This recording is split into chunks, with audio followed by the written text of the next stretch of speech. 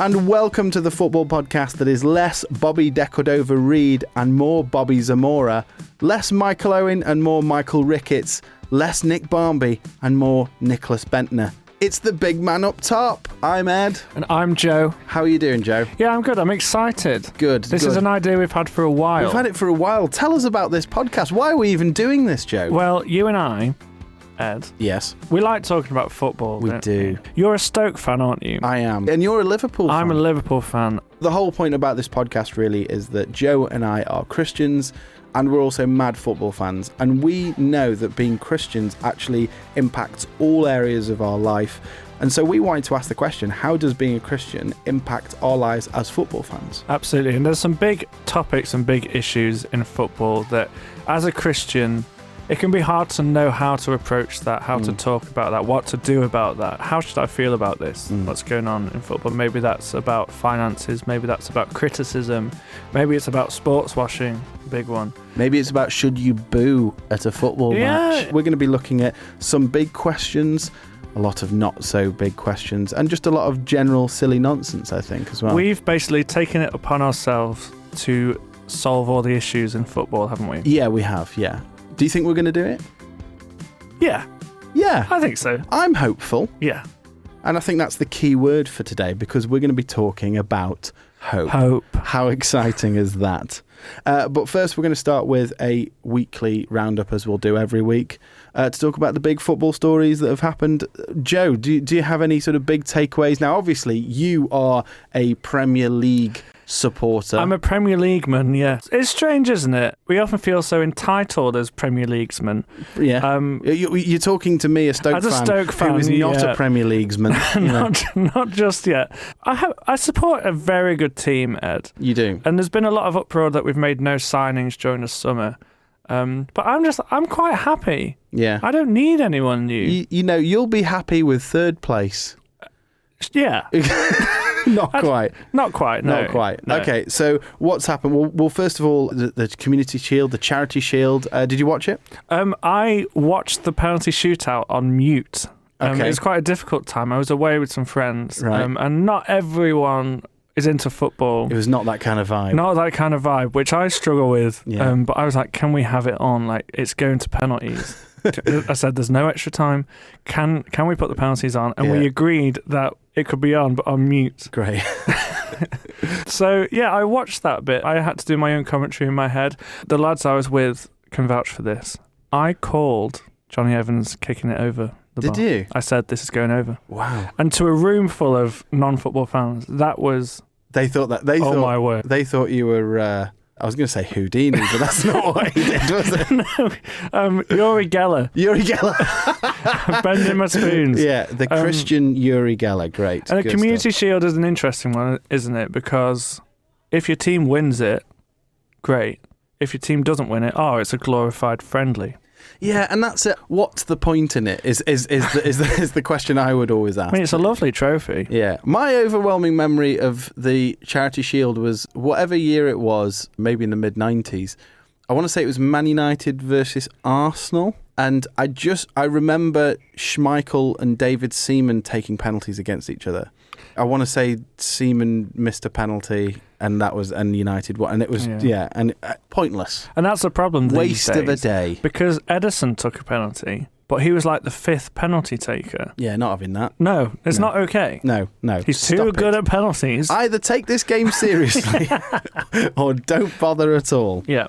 In other football news, it was the start of the Championship season. It was. How did Stoke get on this weekend? We won 1-0. Oh, scraped through. I saw an article that it was quite a convincing win. But then I saw the scoreline and thought, can 1-0 be that convincing? No, it wasn't convincing. It was it was 6 out of 10. We were better than the other team. We scored 1 goal. What more could you ask for? I was actually more interested by the fact that over the summer at Stoke City, they've put a lot of money into the concourse area, and there's now a fan zone at the stadium, and they've upgraded the food. I was going to ask, what's it done to the food game at Stoke? So instead of a burger, Joe, I had chicken katsu curry and chips. Oh, that's not right. Is it? That's not right. Something felt very wrong about the whole thing. It's not very Stoke, is it? It's not very Stoke, is it? But yeah, obviously football kicked off this last weekend in the Football League, and we're going to actually look at a story from the Championship a little later on.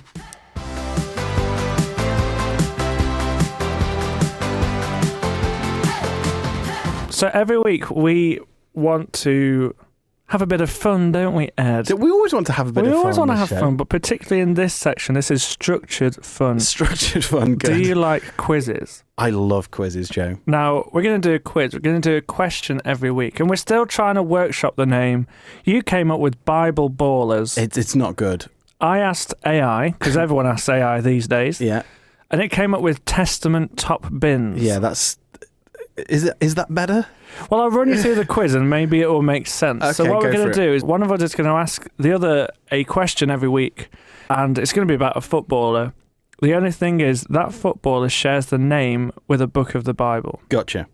So your Matthews, your Marks, your Lukes, your Johns, all those, or your Thessalonians. Yeah, of course. So, question for you. So, Philippians, can I have Phil Jagielka? Does that work?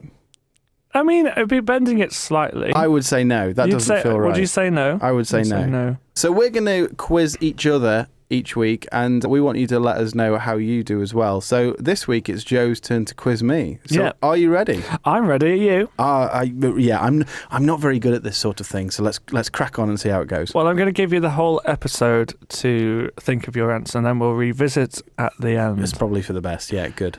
You ready? I'm ready. Which Scottish midfielder has played in League 2, League 1, the Championship, the Premier League, has played under Eddie Howe at 2 clubs, and has recently rejoined his boyhood club? What are your thoughts initially?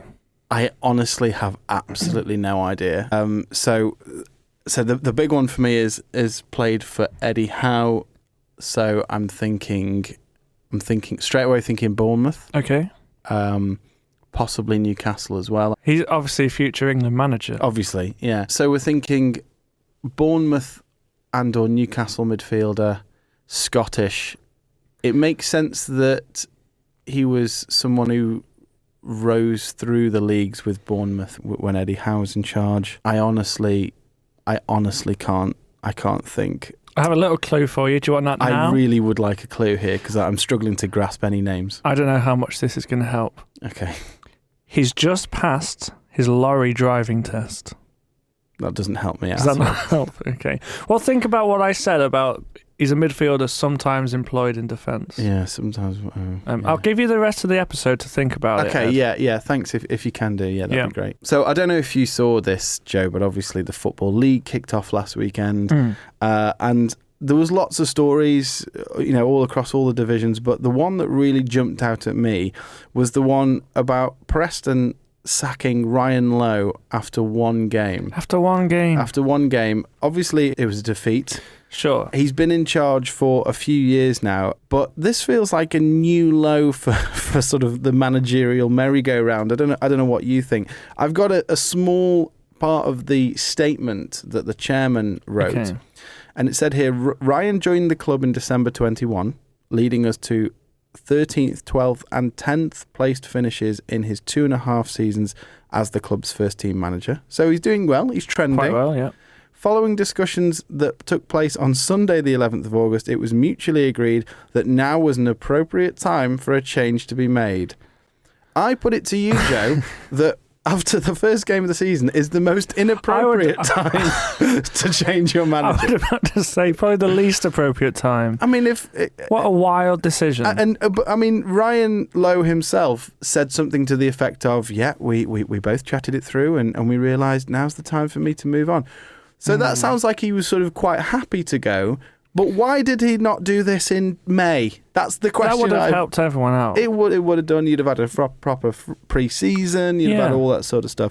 So no idea what's going on here, Joe. I'd love to know what those discussions were on Sunday. That is, something must have happened. Yeah, it does feel a little bit like something more than just first defeat, get him out. I'm actually really keen to know if anybody's got any more information on this. So if you're a Preston fan, get in touch. podcasts@ucb.co.uk. But can we all agree, give your managers some time? More than one game, please. That's not enough time. Can't sack him after one game.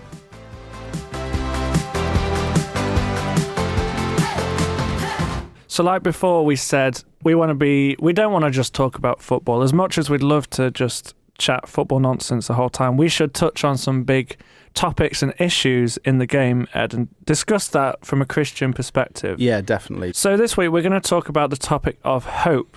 Now, this is something we all have when it comes to football. The new season comes around. We all think our team is this is it. This is our year. Yeah, I think you're definitely right that at this point of the season, everyone is much more hopeful, broadly speaking. There's not many fans that are thinking, right, this is a nightmare. We're going down, at least wait till September before you think September, or after the first game in Preston's case. Now, you've had a conversation with someone about this, haven't you? I have, yes. Would you like to tell us more? Yeah, so I spoke to Luke Sharp, who is heading up the Audacious Foundation in Manchester. It's linked with Audacious Church. They're doing some amazing work in their community. But also, Luke Sharp is a big football fan. And here's the big thing, Joe. He supports multiple teams. Ooh. Yeah, what do you think of that? I don't like the sound of it. I don't like the sound of it. Good. I hope he explains himself. He does. Good. But he's somebody that when I think of Luke, I think of somebody who is just a huge football fan. He follows the fortunes of a few teams, and he's Man United through and through. That's his big team. But also as well, he's an incredibly hope-filled person. And so I wanted to ask him a little bit about how he stays hopeful as a football fan, but also how he stays hopeful just in life in general. As a football fan and a Christian man. Exactly, and that rhymes, which means it's good. Luke Sharp, hello, how are you? Hey Ed, how are you doing? I'm great, thank you. Oh, yeah, really good, thanks mate, really good. So Luke joins us from the Audacious Foundation, and we'll get on to sort of the actual chat about football, but I think first, it'd just be amazing if you could tell us a little bit about Audacious Foundation and about what you do within that. So I've been in the role leading the Audacious Foundation for the last month or so. I'm part of the church here in Manchester, and really what we seek to do is help those in need in the community. So at the moment, we're running things like Stop Holiday Hunger programs. So we're running school clubs for kids 4 days a week for 4 weeks of the summer holidays, where children can come in, they can have physical activity, healthy food, and a great meal, and just a great time with the team. It's a real good enrichment opportunity, but also just to be able to meet the needs for families who their children would normally be entitled to free school meals in term time. We run projects for cancer support, Audacious Cares. We run A-Teams, which is serving the vulnerable and the homeless in the city of Manchester, Salford, and other places as well.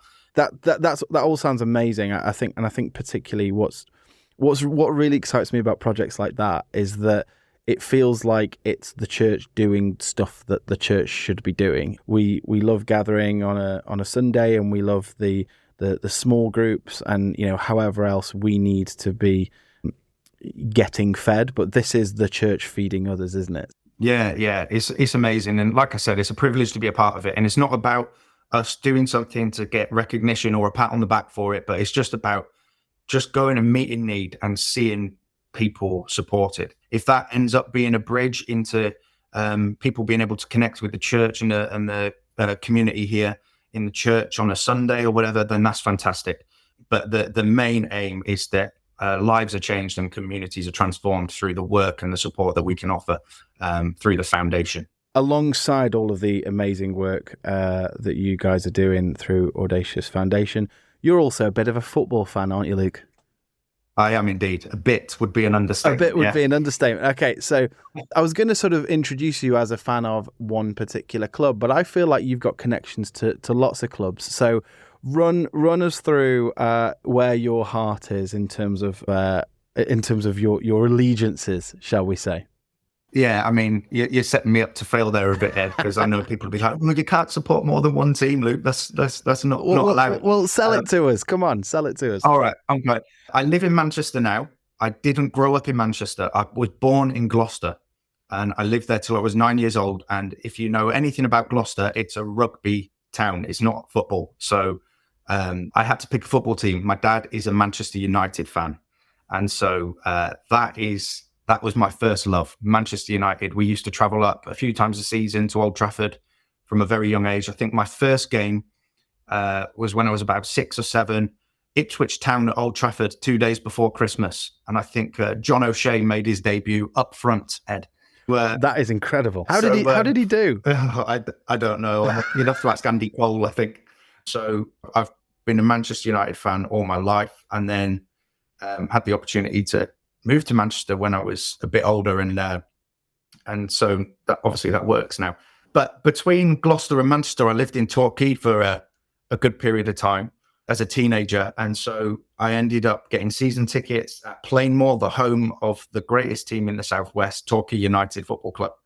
And so I was a season ticket holder there. And so that became really my next love in football. And still to this day, I try and get and watch them whenever I can, follow everything. And it's exciting times at the minute. And now I actually live a stone's throw away from the Peninsula Stadium, which is the home of Salford City Football Club. So myself and my 7-year-old daughter, we've been down there a couple of times to watch the games as well, which is cool, just to have a smaller local team that's not Manchester United as well. How I'd sort of describe you then is sort of just a football fan. You are clearly, Manchester United is your team, but obviously, you just have a general love of the game, love of local sides. So, you sort of, more than keeping an eye on the local team, you're actually getting behind them, getting to games, etc.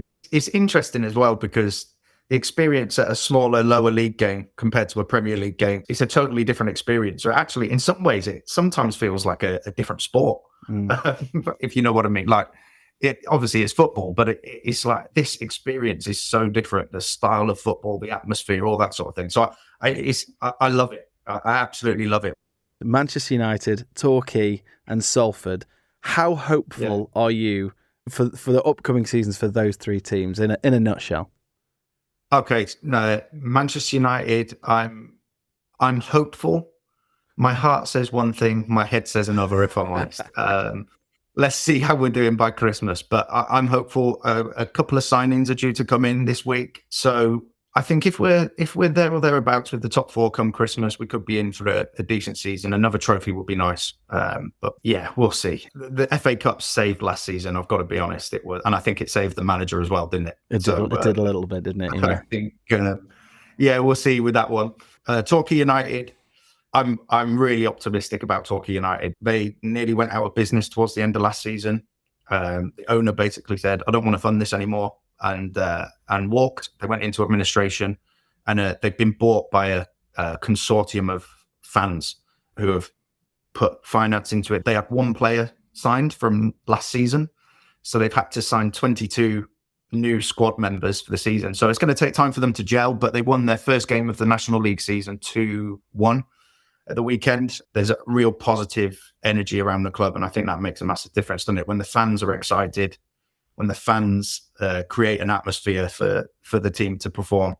I think we're one of the, don't quote me on this, but I think we're one of the only full-time teams in the National League South. So I'm expectant that we should win this league, worst case, playoffs. But it's got to be a promotion season. And then Salford, I have no idea. I have no idea how that one's going to go. The thing that also gets me, Luke, is that I feel like the thing with hope, when it comes to football, I mean, is that it disappears so quickly. But also at the same time, it can rise so quickly as well. How do you cope when things all of a sudden start to sort of maybe not quite turn out as you'd have liked as a football fan? How do you deal with that? It's tough, isn't it? It is a roller coaster being a football fan, especially with Man United. I'm thinking in particular, but you're always balancing hope and expectation, aren't you? And it's like, what are the expectations? So if you're supporting a team that's just been promoted to the Premier League, your expectation is fairly low. If you escape the bottom three, you've had a good season, and if you get beat, it's not too demoralising. Whereas when you're a Man United fan and you get beat 4-0 away at Crystal Palace or something like that, it is just the end of the world.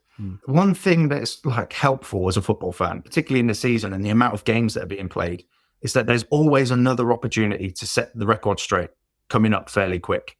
There's always another chance. It doesn't matter how bad it is, does it? You're always looking forward to the kickoff of the next game where hope is high again. And that's a really helpful thing, is that the games come around thick and fast. I'm not sure my wife agrees, but I love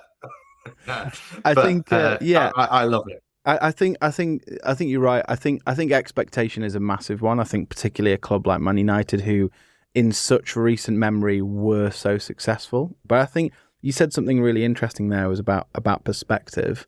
And you often hear managers after big defeats or even after big wins say things like, well, this is just one game and we go to next week, and that sort of thing. So I think there's definitely something in it about keeping perspective week to week and then month to month, and not, getting too carried away, or big defeat or big win.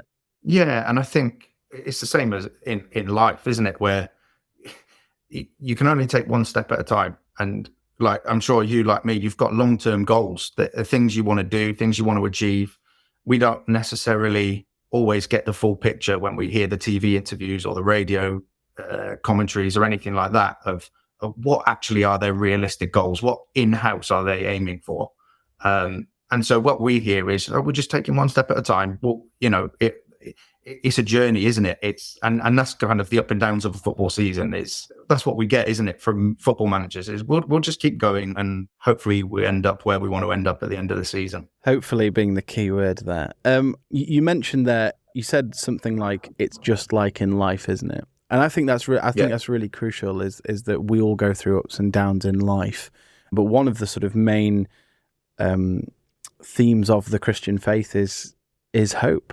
As a Christian, how do you stay hopeful? Because like supporting a football team, week to week, things happen, great things happen, bad things happen, some much worse than others, or some really, really highs and some huge lows. How do you stay hopeful? I think to keep with like the kind of the football terminology, I think is about recognizing seasons in life, and that everything in life is seasonal. Maybe we have a job for a certain period of time, or maybe even some relationships we have are seasonal. We might move to a different part of the world, a different location, or whatever. Things in our lives are constantly changing, constantly evolving. And I think it's recognizing seasons. One of the verses in the Bible that I love, that's really kind of helped me as over my life over the last few years, there's been loads of change, loads of stuff going on, is Isaiah chapter 40. And it says, the grass withers and the flowers fade, but the word of the Lord remains forever. So it's kind of going, I've got to recognize that there are seasons in my life and things are going to change. And I believe that God changes the seasons in our lives. But there's one thing that remains the same, and that's God and his word. And that's where I then choose to put my hope. I choose to put my hope in something that never changes, as opposed to the seasons which come and go, the grass and the flowers that wither and fade. And I think it's similar to football, isn't it? Seasons come and go. Someone will have a shocking season one season, just avoid relegation. Even like Leicester in 2016. The year before, they just escaped the drop, didn't they? And then the following year, they've won the Premier League. And so I think that illustrates it perfectly, is that seasons come and seasons go. But for me as a Christian, and my personal faith is I believe that God never changes. And so that's where I'm going to put my hope, and that's where I'm going to depend. I'm going to depend on God, not on the season I'm in, because that's likely to change. I completely agree. Sometimes you can feel like you're in the rebuilding season of your life, whether that's literally, house renovations or children or whatever. And sometimes it's like, okay, let's see if we can stay afloat. Let's see if we can, get the basics right. Yeah. And then other seasons are seasons of flourishing, aren't they? Listen, Luke, I've taken up way too much of your time. Thank you so much for coming and chatting with me. It's been really great to chat to you, and we'll get you on again soon. Thanks, Ed. Bless you, mate.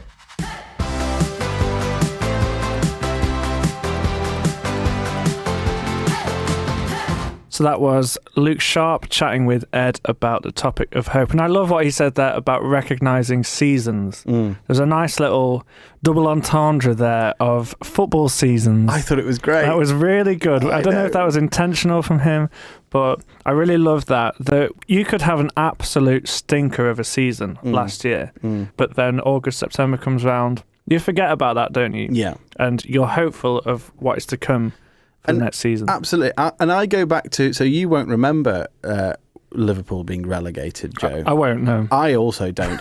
But I remember Stoke getting relegated quite, and I think a lot of fans who, for whom their team has been relegated, it isn't sort of the despair that you often think it would be, because there's that whole thing of, well, actually, my club's been relegated, but something was clearly going wrong. So maybe this is the time to take stock, rebuild, look at other things and turn the situation around. So there's oddly, even in that, something quite hopeful, I think, anyway. I think there's a lot we can draw from that in our day-to-day lives as well. And I've been looking at this phrase. Have you heard the phrase, it's the hope that kills you? Mm-hmm. And this is a phrase that is kind of thrown around. Let's say, for example, take the Euros final we've just had. Yeah. Cole Palmer equalises. Great goal. We're ecstatic. We're like, we're going to go on and win this. We're going to win this. Yeah. Spain then score. And the phrase that's going around is, it's the hope that kills you. Almost like it would have been better for our emotions if Cole Palmer didn't score. If Spain had just gone to a 2-0 win. Yeah, or if we'd have just lost 1-0. Just want to, almost like we don't want to set ourselves up for that hope and that optimism, because ultimately, and I looked at the origins of this phrase, and this line came out that said, having no expectations or hopes may be better, as your dreams may not be destroyed in a cruel manner. That's quite a sad indictment on society. Yeah. When you're at that point where you think, I would rather nothing good happen, because at least then nothing can be taken away. Exactly. Let's not strive for hope and optimism because it might go wrong. Yeah. For me, it's all about having courage.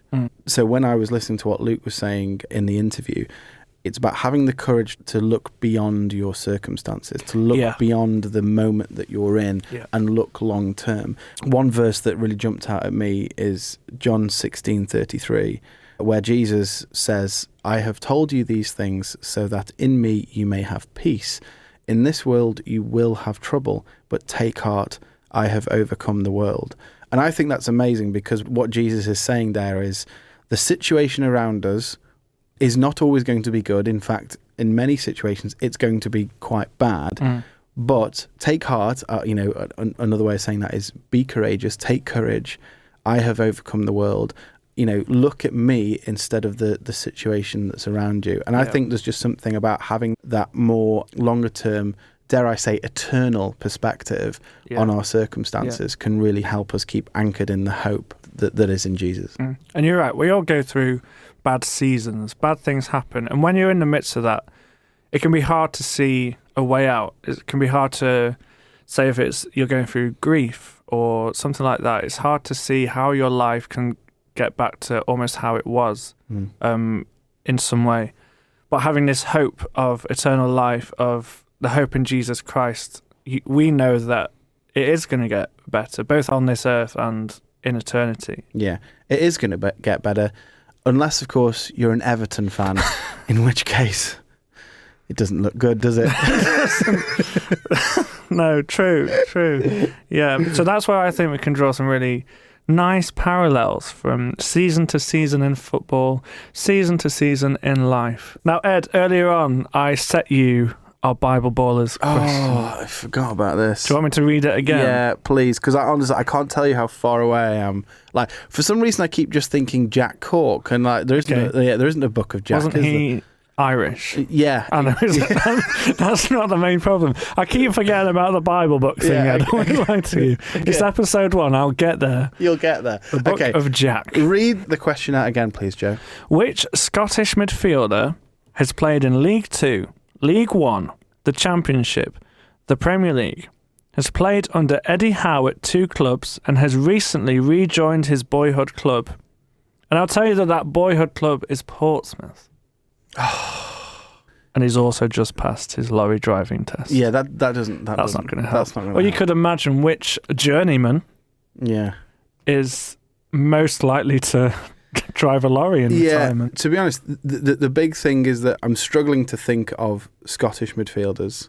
Okay, he's been capped by Scotland. He scored a goal for Scotland. Yeah. Feeling like it's a James. Like a James McFadden or a James McFadden. Or a James McCarthy. One of the Jameses. It's a James Mac.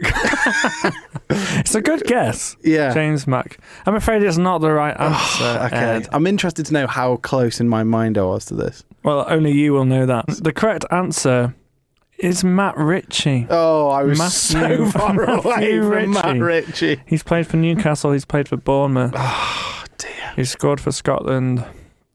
And what was this about his lorry license? Oh, he's just passed his lorry driving. Why? I think he's setting himself up for post-retirement. Not everyone can be a pundit. He can't be a pundit. He can't be an agent. So Can't be a coach. Can't be a coach. He's going to be a lorry driver. Oh, it sounds like a great life, to be fair. Wouldn't mind it. You know, lots of podcasts and all that sort of stuff. Well, no points for me this week. No points. Well, never mind. We need to do a running tally, don't we? But we can start that next week when one of us actually gets it right. There isn't a tally yet.